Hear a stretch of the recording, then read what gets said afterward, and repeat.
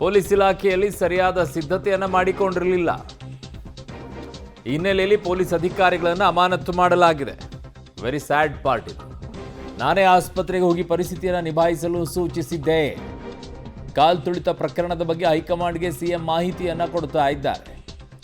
Stadium ಕಾಲ್ ತುಳಿತಕ್ಕೆ ಪೊಲೀಸರ ವೈಫಲ್ಯವೇ ಕಾರಣ ಅಂತ ಹೇಳ್ತಾ ಇದ್ದಾರೆ. ಹೇಗೆ ಸಾಧ್ಯತೆ ಇದೆ? ಅವ್ರು ಹೆಂಗೆ ಸಿದ್ಧತೆ ಮಾಡ್ಕೊಳ್ತಾ ಇದ್ದಾರೆ ಅದನ್ನ ಹೇಳಬೇಕಾಗಿತ್ತು. ರಾತ್ರಿಯಿಂದ ಮಾಡಿರುವಂಥ ಡ್ಯೂಟಿ, ತದನಂತರ ಬೆಳಗ್ಗೆಯಿಂದ ಮತ್ತೆ ಡ್ಯೂಟಿ ಎಲ್ರಿ ಮಾಡೋಕ್ಕಾಗತ್ತೆ? ನೀವೇ ಹಿಂದೆ ಒಂದು ಕಾರ್ಯಕ್ರಮ ಮಾಡಿ ನೆಕ್ಸ್ಟ್ ಡೇ ಒಂದು ಕಾರ್ಯಕ್ರಮ ಮಾಡೋಕ್ಕಾಗಲ್ಲ. ನಿಮ್ಮ ಹತ್ರ ಪೋಸ್ಟ್ಪೋನ್ ಮಾಡ್ತೀರಾ ಅದನ್ನು.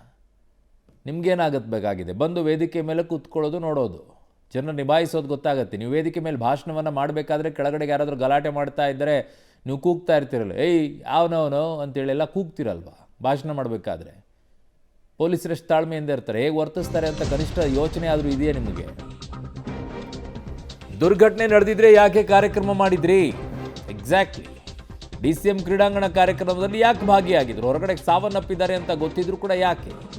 ಈ ವಿಚಾರ ದೊಡ್ಡ ಮಟ್ಟದಲ್ಲಿ ಚರ್ಚೆಗೆ ಕಾರಣವಾಗಿದೆ ಅಂತ ರಾಹುಲ್ ಗಾಂಧಿ ಅವರು ಕೇಳಿದ್ದಾರೆ. ಅದಕ್ಕೆ ಘಟನೆಯ ಬಗ್ಗೆ ನಮಗೆ ಮಾಹಿತಿಯೇ ಇರಲಿಲ್ಲ ಅಂತ DCM DK ಶಿವಕುಮಾರ್ ಹೇಳ್ತಾ ಇದ್ದಾರೆ.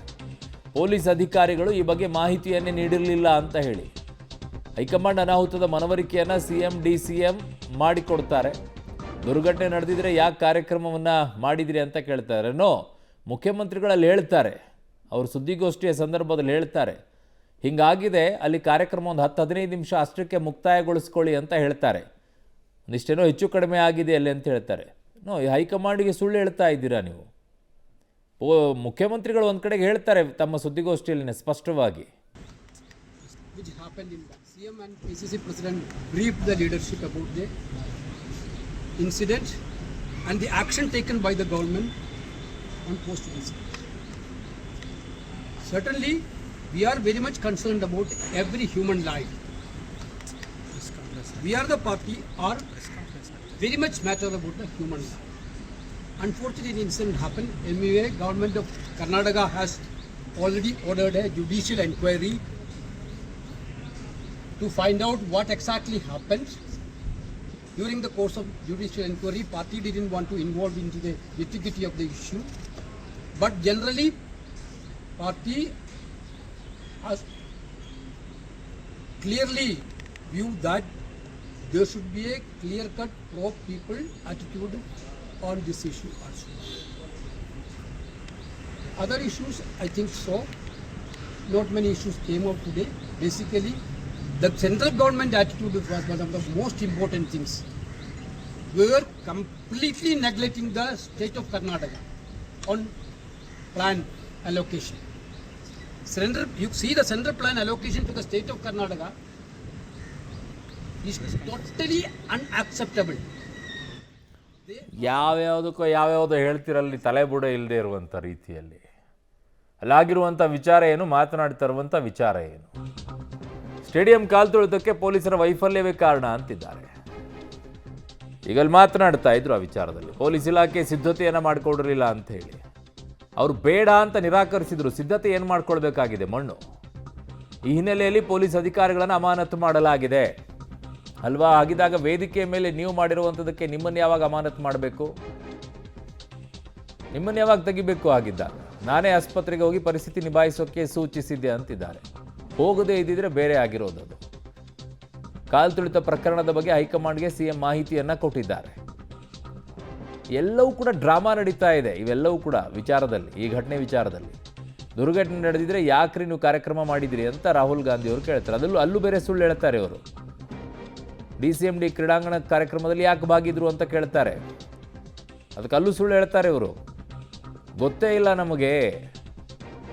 ಇದೆಲ್ಲ ಸಿಕ್ಕಾಪಟ್ಟೆ ಚರ್ಚೆ ಆಗ್ತಾ ಇದೆ. ನೀವು ಆ ಕಾರ್ಯಕ್ರಮಕ್ಕೆ ಹೋಗಿದ್ರ ಬಗ್ಗೆ ಅಂತ ರಾಹುಲ್ ಗಾಂಧಿ ಅವರು ಕೇಳಿದ ನಂತರ ನನಗೆ ಅಲ್ಲಿ ಇನ್ಸಿಡೆಂಟ್ ಆಗಿರೋದ್ರ ಬಗ್ಗೆ ನನಗೆ ಗೊತ್ತಿಲ್ಲ ಅಂತಾರೆ. ಹಾಗಿದಾಗ 10-15 ನಿಮಿಷದ ಕಾರ್ಯಕ್ರಮ ಮುಗಿಸೋಕ್ಕೆ ಯಾವ ರೀತಿಯಾಗಿ ಮಾಹಿತಿಯನ್ನು ಕೊಟ್ಟರು ನಿಮಗೆ? ಯಾವ ಕಾರಣಗಳನ್ನು ಹೇಳಿ ನಿಮಗೆ ಮಾಹಿತಿಯನ್ನು ಕೊಟ್ಟರು? ಏನು ಎಲ್ಲ ರೀತಿಯಲ್ಲೂ ಕೂಡ ಸುಳ್ಳು ಹೇಳಿ ಒಂದು ಸುಳ್ಳನ್ನು ಮುಚ್ಚಿಡೋಕೆ 1000 ಸುಳ್ಳನ್ನು ಹೇಳುವಂಥ ಪ್ರಯತ್ನ ನಡೀತಾ ಇದೆ. ಅದರಲ್ಲಿ ಯಾವ ಅನುಮಾನವೂ ಇಲ್ಲ. ಒಂದು ಸುಳ್ಳನ್ನು ಮುಚ್ಚಿಡೋಕೆ 1000 ಸುಳ್ಳನ್ನು ಹೇಳುವಂಥ ಕೆಲಸವನ್ನು ಸರ್ಕಾರ ಮಾಡ್ತಾ ಇದೆ ಅಂತ. ನನ್ನ ಸಹೋದ್ಯೋಗಿ ಈಗ ಪೊಲಿಟಿಕಲ್ ಬ್ಯೂರೋ ಹೆಡ್ ಆಗಿರುವಂಥ ರವೀಶ್ ನನ್ನ ಸಂಪರ್ಕಕ್ಕೆ ಸಿಗ್ತಾ ಇದ್ದಾರೆ. ರವೀಶ್, ಈ ಪ್ರಕರಣವನ್ನು ನೋಡುತ್ತಾ ಇದ್ರೆ ತನ್ನನ್ನು ತಾನು ರಕ್ಷಣೆ ಮಾಡ್ಕೊಳ್ಳೋಕ್ಕೋಸ್ಕರ, ಒಂದು ಸುಳ್ಳನ್ನು ಮುಚ್ಚಿಡೋಕ್ಕೋಸ್ಕರ ಪದೇ ಪದೇ ಪದೇ ಪದೇ ಸುಳ್ಳುಗಳನ್ನು ಹೇಳಿ ಸುಳ್ಳಿನ ಸರಮಾಲೆಯನ್ನೇ ಸರ್ಕಾರ ಸೃಷ್ಟಿ ಮಾಡ್ಕೊಳ್ತಾ ಇದೆ. ಸುಳ್ಳಿನ ಬಲೆಯಲ್ಲೇನೆ ತನ್ನನ್ನು ತಾನು ರಕ್ಷಣೆಯನ್ನು ಮಾಡ್ಕೊಳ್ಳೋ ರೀತಿಯಲ್ಲಿ ಕಾಣಿಸ್ತಾ ಇದೆ ಈ ವಿಚಾರವನ್ನು ನೋಡ್ತಾ ಇದ್ರೆ. ಅರುಣ್, ಪ್ರಕರಣ ಆದ ಬಳಿಕ ಸರ್ಕಾರ ಏನು ಬೇಕಾದ್ರೂ ಸಮರ್ಥನೆ ಮಾಡ್ಕೊಳ್ಬೋದು. ಆದರೆ ಎಲ್ಲವನ್ನು ಕೂಡ ತೀರ್ಮಾನ ತೆಗೆದುಕೊಳ್ಳುವಂಥ ಗಟ್ಟಿತನ ಮತ್ತು ಎಲ್ಲವೂ ಕೂಡ ಅಧಿಕಾರ ಇರ್ತಕ್ಕಂಥದ್ದು ಸರ್ಕಾರಕ್ಕೆ, ಅದರ ಮುಖ್ಯಮಂತ್ರಿ ಆದಂಥವ್ರಿಗೆ, ಜೊತೆಗೆ ಅದಕ್ಕೆ ಸಂಬಂಧಪಟ್ಟಂಥವ್ರಿಗೆ. ಈಗ ಮುಖ್ಯಮಂತ್ರಿ, ಉಪಮುಖ್ಯಮಂತ್ರಿ, ಜೊತೆಗೆ ಗೃಹ ಸಚಿವರು.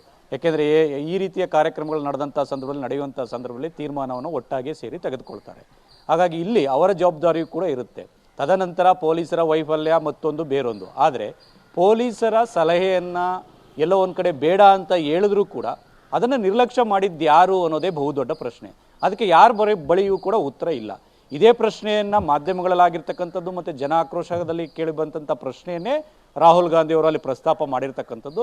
ಅದಕ್ಕೆ ಬೇರೆ ಬೇರೆ ರೀತಿಯ ಸಮರ್ಥನೆಯನ್ನು ಕೊಟ್ಟರೂ ಕೂಡ ಎಲ್ಲೋ ಒಂದು ಕಡೆ ತೀರ್ಮಾನದ ವಿಚಾರದಲ್ಲಿ ಅವಸರದಿಂದ ಒಂದು ರೀತಿಯಲ್ಲಿ ಅರ್ಜೆಂಟ್ ಮಾಡಿಯೇ ನಾವು ಡಿಸಿಷನ್ ತಗೋಬಿಟ್ವಿ, ಇದನ್ನು ಮಾಡಬಾರ್ದಾಗಿತ್ತು, 2-3 ದಿನ ಮುಂದಕ್ಕೆ ಹಾಕಿ ಪ್ಲಾನ್ ಮಾಡಿ ಈ ಒಂದು ಕಾರ್ಯಕ್ರಮವನ್ನು ಕೂಡ ನಡೆಸಬೇಕಾಗಿತ್ತು ಅನ್ನೋದನ್ನು ಅಲ್ಲಿ ಹೇಳ್ಕೊಂಡಿದ್ದಾರೆ. ಹಾಗಾಗಿ ಎಲ್ಲ ಒಂದು ಕಡೆ 4 ಗೋಡೆ ಮಧ್ಯೆ ಆಗಿರ್ತಕ್ಕಂಥ ಒಂದು ತಪ್ಪೊಪ್ಪಿಗೆ ವಿಚಾರವನ್ನು ಹೊರಗಡೆ ಅಂತೂ ಖಂಡಿತವಾಗಿ ಕೂಡ ಹೇಳೋದಿಲ್ಲ. ಈಗ ಆಗಿರ್ತಕ್ಕಂಥ ಪ್ರಕ್ರಿಯೆಗಳೇನಿದೆ ಅದನ್ನು ಮುಂದುವರಿಸ್ಕೊಂಡು ಹೋಗ್ತಾರೆ. ಜೊತೆಗೆ ಕಾನೂನಿನ ಹೋರಾಟವನ್ನು ಏನೆಲ್ಲ ಮಾಡಬೇಕು ಆ ಪ್ರಕ್ರಿಯೆಗಳು ಕೂಡ ಮುಂದುವರಿತಾರೆ. ಜೊತೆಗೆ ರಾಜಕೀಯವಾಗಿ ಕೂಡ, ಅಂದರೆ ವಿಪಕ್ಷಗಳು ಈಗೇನು ಆರೋಪ ಮತ್ತು ಪ್ರತಿಭಟನೆ ಬೇರೆ ಬೇರೆ ಏನು ಮಾಡ್ತಾ ಇದೆ ಅದಕ್ಕೂ ಕೂಡ ಒಂದು ರೀತಿಯಲ್ಲಿ ಖಡಕ್ಕಾಗಿ ಎದುರೇಟನ್ನು ಕೊಡಬೇಕು ಅಂತಲೂ ಕೂಡ AICC ಸಂದೇಶವನ್ನು ಕೂಡ ರವಾನೆ ಮಾಡಿ ಕಳಿಸ್ಕೊಟ್ಟಿರ್ತಕ್ಕಂಥದ್ದು. ಹಾಗಾಗಿ ಅಂತಿಮವಾಗಿ ಎಲ್ಲೋ ಒಂದು ಕಡೆ ತಪ್ಪೊಪ್ಪಿಗೆ ಆಗಿದ್ರೂ ಕೂಡ ಸರ್ಕಾರದ ಮಟ್ಟದಲ್ಲಿ ಮುಂದಿನ ಬೇರೆ ಬೇರೆ ರೀತಿಯ ಪ್ರಕ್ರಿಯೆಗಳು ಯಾವ ರೀತಿ ನಡೆಯುತ್ತೆ ಕಾದು ನೋಡಬೇಕು ಅರುಣ್. ಓಕೆ, ಈಗ ತಪ್ಪಾಗಿದ್ದಕ್ಕೆ ಅವರು ಸರಿಯಾಗಿ ವ್ಯವಸ್ಥೆಯನ್ನ ಮಾಡಿಲ್ಲ ಅನ್ನೋದಕ್ಕೋಸ್ಕರ ಪೊಲೀಸರನ್ನ ಸಸ್ಪೆಂಡ್ ಮಾಡಿದ್ದೀವಿ ಅಂತಾನೆ ಸಮರ್ಥನೆ ಮಾಡ್ಕೊಳ್ಳೋದಾದ್ರೆ, ವೇದಿಕೆಯ ಮೇಲೆ ಆಗಿರುವಂಥ ಎಡವಟ್ಟುಗಳ ವಿಚಾರದಲ್ಲಿ ರಾಜ್ಯದ ಮಾನ ಮರ್ಯಾದೆ ಹರಾಜಾಗೋ ರೀತಿಯಲ್ಲಿ ಒಂದು ಕಾರ್ಯಕ್ರಮವನ್ನು ನಡೆಸೋಕೆ ಯೋಗ್ಯತೆ ಇಲ್ಲದೆ ಇರುವಂಥ ಸಂದರ್ಭಗಳನ್ನು ನೋಡಿದಾಗ ಅಲ್ಲಿ ಯಾರನ್ನು ಅಮಾನತು ಮಾಡಬೇಕು, ಯಾವ ಸಚಿವರನ್ನು ಅಮಾನತು ಮಾಡಬೇಕು, ಈ ಬಗ್ಗೆ ಯಾಕೆ ಯಾರು ಮಾತನಾಡಲ್ಲ ಅಂತ. ಈ ವಿಚಾರವಾಗಿ ಸಾಕಷ್ಟು ಕಳೆದ 3-4 ದಿನಗಳಿಂದ ಆಕ್ರೋಶವೂ ಕೂಡ ವ್ಯಕ್ತ ಆಗ್ತಾ ಇರ್ತಕ್ಕಂಥದ್ದು. ಅಂದರೆ ವಿಧಾನಸೌಧದಲ್ಲಿ ನಡೆದಂಥ ಕಾರ್ಯಕ್ರಮಕ್ಕೆ CM ಸಿದ್ದರಾಮಯ್ಯವರು ಸಮರ್ಥನೆ ಕೊಡೋದೇ ಬೇರೆ. ಯಾಕಂದರೆ ಇದೇ ಸತ್ಯವತಿಯನ್ನು ಸಮರ್ಥನೆ ಮಾಡಿಕೊಂಡಿದ್ರು. ವಿಧಾನಸೌಧದಲ್ಲಿ ಕಾರ್ಯಕ್ರಮದಲ್ಲಿ ಏನಾಗಿದೆ ಆಗಿರ್ತಕ್ಕಂಥದ್ದು ಸ್ಟೇಡಿಯಂಗೂ ನಮಗೂ ಸಂಬಂಧ ಇಲ್ಲ, ಈ ರೀತಿ ಹೇಳಿಕೆಗಳನ್ನು ಕೂಡ ಕೊಟ್ಟಿದ್ರು. ಜೊತೆಗೆ ರಾಜ್ಯಪಾಲರನ್ನು ನಾವು ಇನ್ವೈಟ್ ಮಾಡಿಲ್ಲ, ನಮಗೆ KSA ನನಗೆ ಇನ್ವೈಟ್ ಮಾಡಿತ್ತು ಅನ್ನೋದನ್ನು ಕೂಡ ಕೊಟ್ಟಿದ್ರು. ಅದಾದ ಬಳಿಕ ಬೇರೆ ಬೇರೆ ರೀತಿಯ ಬೆಳವಣಿಗೆಗಳು ಕೂಡ ನಡೆದಿದೆ. ರಾಜಭವನದಿಂದ ಕ್ಲಾರಿಫಿಕೇಶನ್ ಕೂಡ ಬಂದಿರತಕ್ಕಂಥದ್ದು, ಇಲ್ಲ ಸರ್ಕಾರವೇ ನಮ್ಮನ್ನು ಇನ್ವೈಟ್ ಮಾಡಿತ್ತು, ಸಿದ್ದರಾಮಯ್ಯನವರೇ ಇನ್ವೈಟ್ ಮಾಡಿದ್ರು ರಾಜ್ಯಪಾಲರನ್ನು ಅಂತ ಕೂಡ ಈಗಾಗಲೇ ರಾಜಭವನ ಮೂಲಗಳಿಂದ ಮಾಹಿತಿ ಬರ್ತಾ ಇರತಕ್ಕಂಥದ್ದು. ಹಾಗಾಗಿ ಇದೆಲ್ಲವನ್ನು ಕೂಡ ನೋಡಿದ್ರೆ ಇಲ್ಲ, ಇಲ್ಲಿ ಆಗಿಲ್ಲ, ಅಲ್ಲಾಗಿದ್ದು, ಅಲ್ಲಾಗಿದ್ದಕ್ಕೆ ಪೊಲೀಸರು ಕಾರಣ, ಇಲ್ಲಾಗಿದ್ದಕ್ಕೆ ಯಾರೂ ಕಾರಣ ಅಲ್ಲ, ಇಲ್ಲಿ ಏನೂ ಆಗಿಲ್ವಲ್ಲ ಅದಕ್ಕೆ ಯಾರೂ ಕಾರಣರಲ್ಲ ಅನ್ನೋದನ್ನು ಕೂಡ ಅವರು ಬಹಿರಂಗವಾಗಿ ಅದೇ ರೀತಿಯ ಸಮರ್ಥನೆಯನ್ನು ಮಾಡ್ಕೊಳ್ತಾ ಬರ್ತಾ ಇದ್ದಾರೆ.